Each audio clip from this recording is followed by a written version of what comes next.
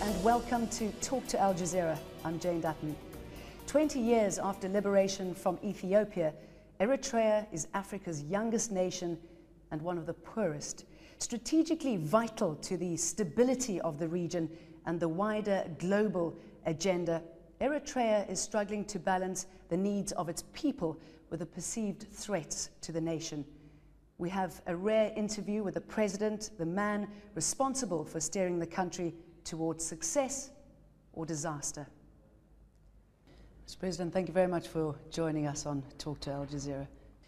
Mr. President, in December, the United Nations imposed sanctions on Eritrea for what they say was supporting armed groups like Al-Shabaab in Somalia. Do you feel as though you've been unfairly victimized? No, it's a mockery of justice and history. In our political culture, we've never believed, and we don't believe, religion is an alternative or substitute for political, social, economic problems in any one country or any society. We've never entertained the idea of Sharia being a solution, or Islam being a solution, as many may like to appreciate. How possibly can one blame Eritrea for sympathizing or supporting one group against the other in Somalia? We've never done that. Al-Shabaab themselves claim that your defense ministry visited them. The African Union has complained about your activities in Somalia, as has the United Nations. Are you saying that they are all lying? Where are these evidences in the first place? We never went. We didn't went. The French have 2 kidnapped hostages there. They asked our good officers to see if we can do anything. We never promised, we never wanted to get involved in this, but because there was that initiative, we wanted to contact with everybody in Somalia. So are you therefore saying that those Al-Shabaab members, the African Union and the United Nations are therefore all lying? We believe Al-Shabaab are Somalis in the first place, whether they are radicals, moderates, whether they're part of the Islamic course or not. We believe every Somali should be involved in an inclusive political process. But why would the United Nations and the African Union say that this is what you are doing, that you're supporting? Where are these evidences in the first place? What are they saying? That's where I come to say this is a mockery of justice. You talk about religion. A lot of people raise your support with Al-Shabaab, you being a Christian leader, that being a Muslim organization. It's nonsensical. And it's not to fight the proxy war against... This is a joke. Ethiopia? This is a joke. I don't want to blame anyone for what has been said here or there. What are the evidences? How can you explain the fact that Eritrea supports this or that radical Islamist? Are you using Somalia as a battleground to fight Ethiopia? It's not a battleground with Ethiopia. This border issue was a senseless conflict instigated by the United States in the first place, for the record.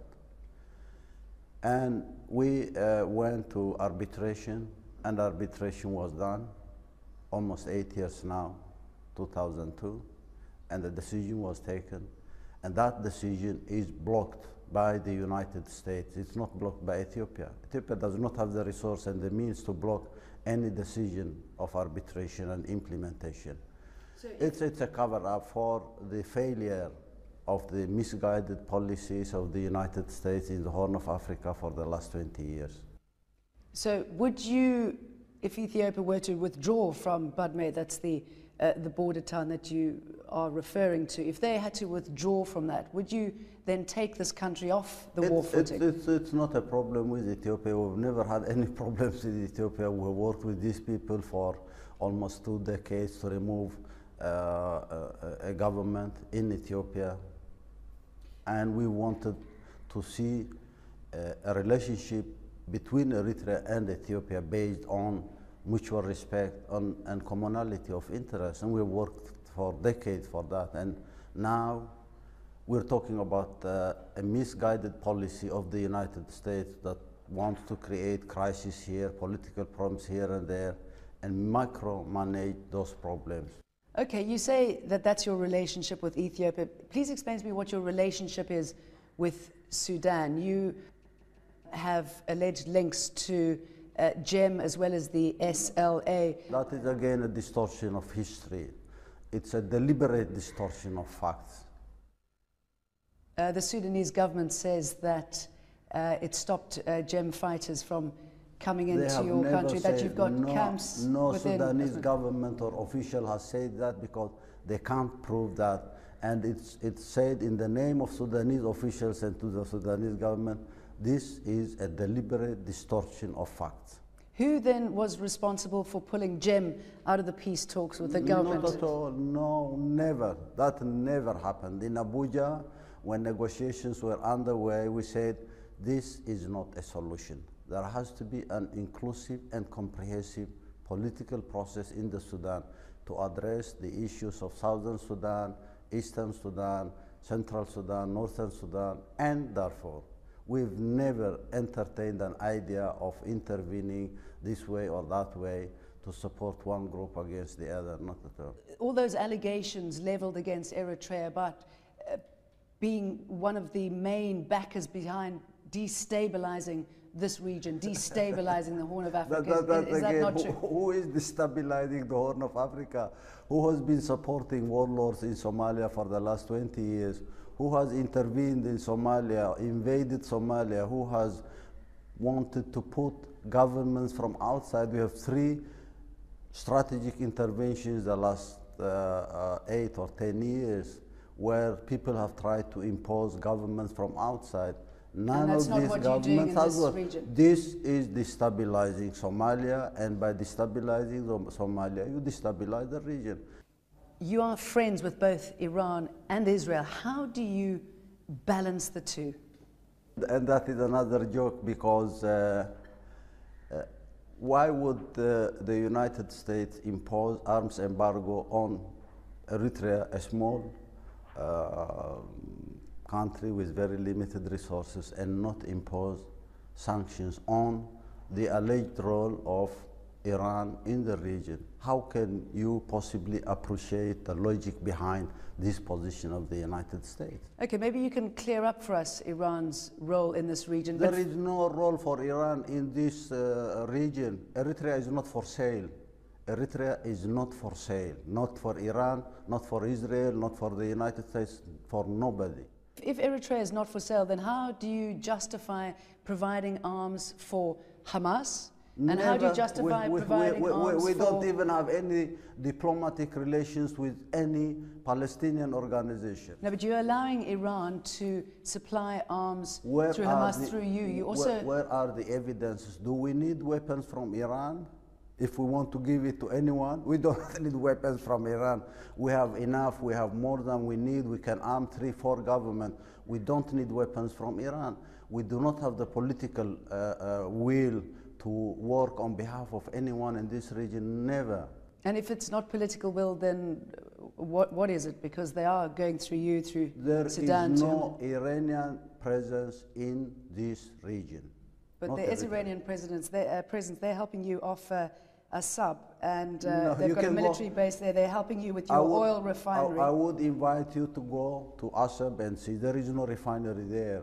This is a joke. There is no refinery there. Okay, then the evidence, as well as the Israeli planes that stopped arms shipment to Sudan, where they got Iranian Revolutionary Guards. Where are the evidences? Where are the evidences? Can you prove to anyone that you have evidences to tell a story about Eritrea shipping arms to anywhere in the region? You have a relationship with both Iran, though you say there's no Iranian presence, as well as Israel. How do you balance? How can you so do you say you have no relationship with Iran? Not at all. Do you think? How can you possibly logically understand this contradictory? That's why I'm asking you. Why would you ask? Why would you ask without evidences? It's a surprise to me. It's even a joke to me. I don't really see any logic of bringing Israel and Iran together working in Eritrea.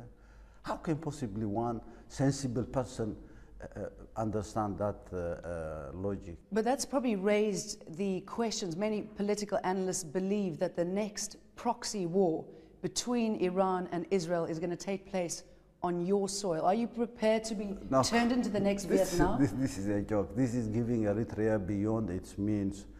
These are fabrications. These are allegations without any facts to prove them on the ground.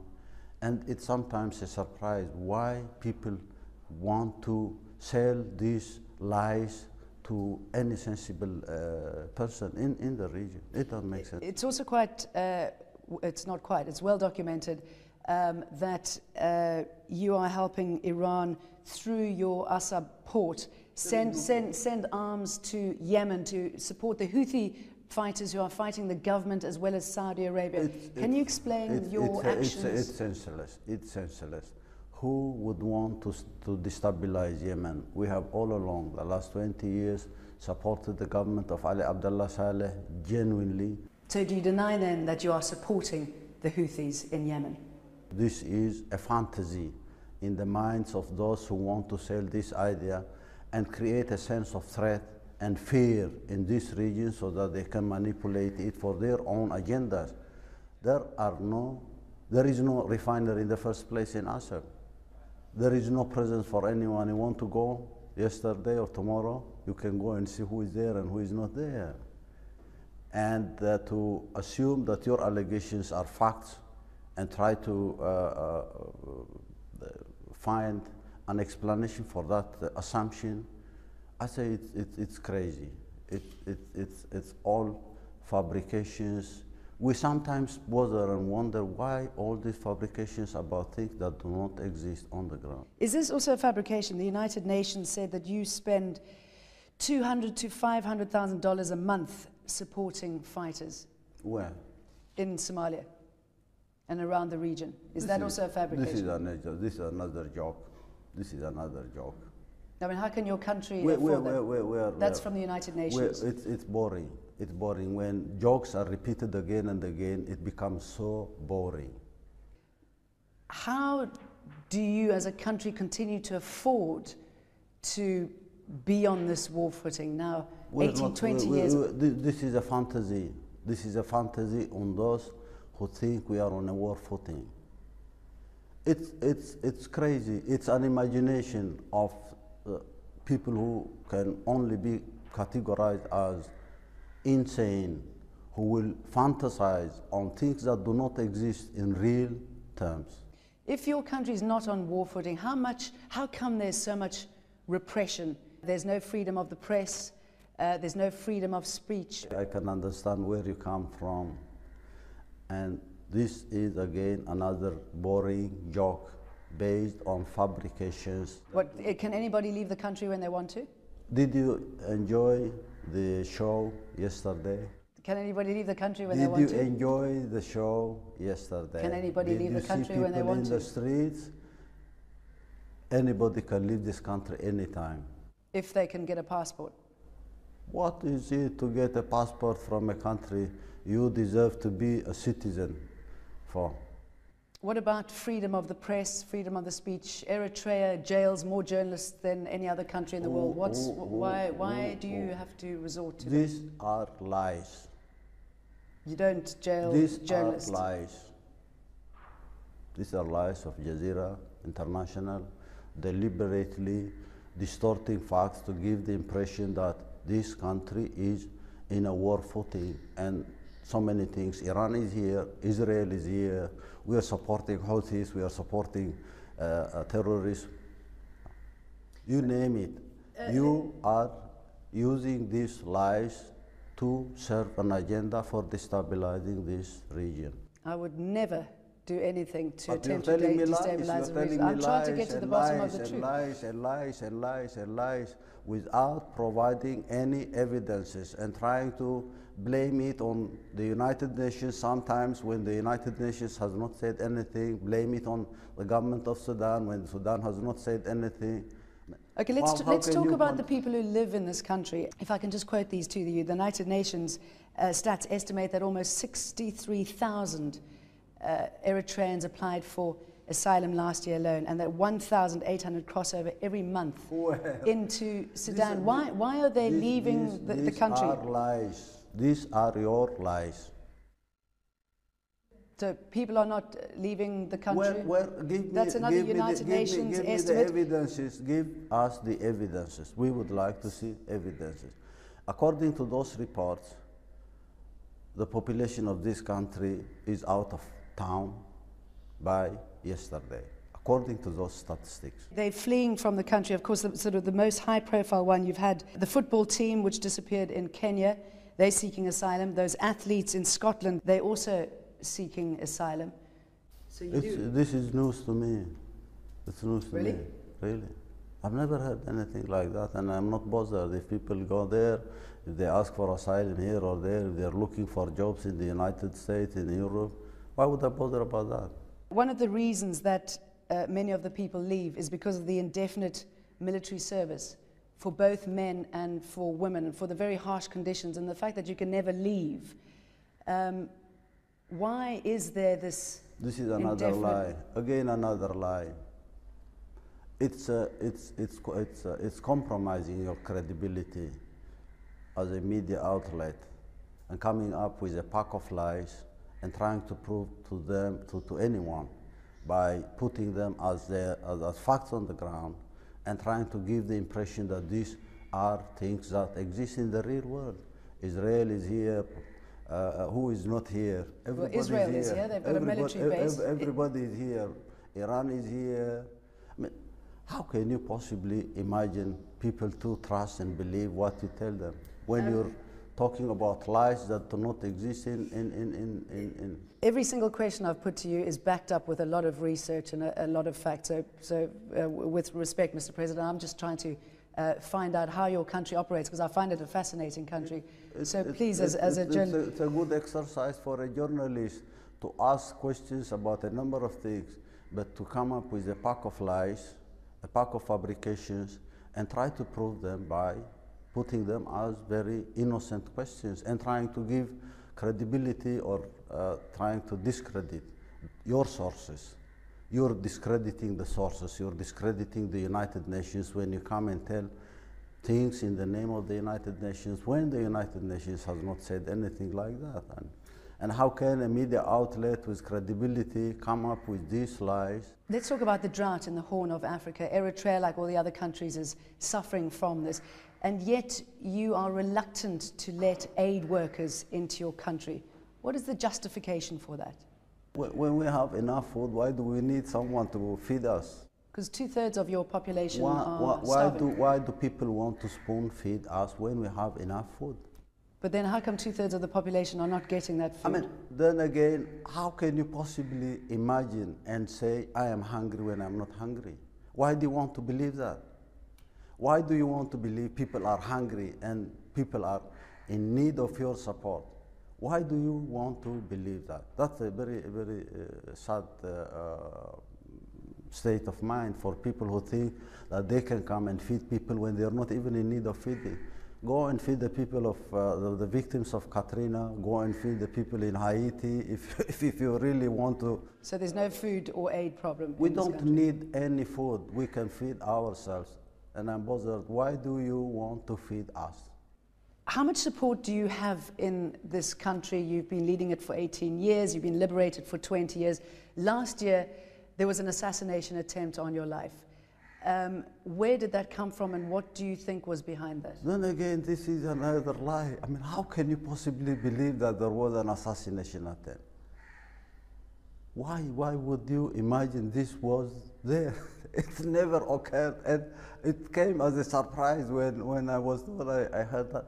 I said, these people are crazy. They are out of their mind, imagining things that do not exist and fantasizing on what they wish to see. Why do you do that? You promised Eritreans political reform. There are no political parties other than your own. I do not promise. There is not promise anyone. I do not promise anyone. It's like a very wealthy person who controls everything and promises people that is going to tip them today, tip them tomorrow, tip them next day. We never do promises. The people here don't. You promised democracy? No one here promises anybody anything. You can't There even... is nothing, there is no commodity called democracy. There is no commodity that is promised by any one person to the people of one country.